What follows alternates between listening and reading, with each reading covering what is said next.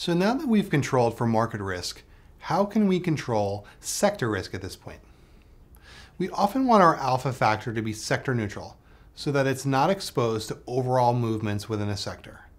This means that we want our short weights in the sector to be equal in magnitude to our long weights in the sector. We achieve this by calculating the average of all weights in the sector, then subtracting the sector mean from each weight within that sector. Again, we'll make the simplifying assumption that each stock's beta to its sector is equal to 1.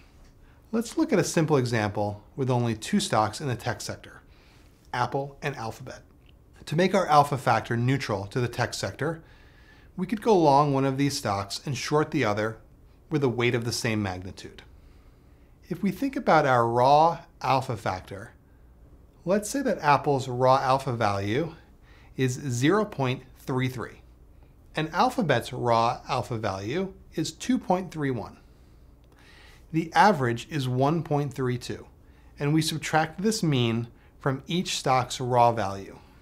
So Apple's sector neutral alpha value is now negative 0.99, and Alphabet's is positive 0.99.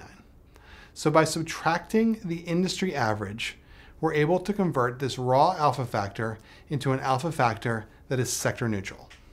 Again, this is because the sum of the negative weights is equal to the magnitude of the sum of the positive weights in each sector.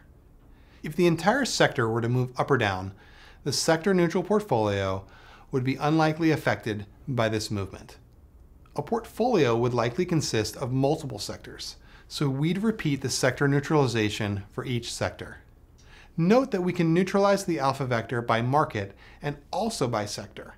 So in practice, we could first neutralize by the market and then take that rescaled vector and neutralize it by sector.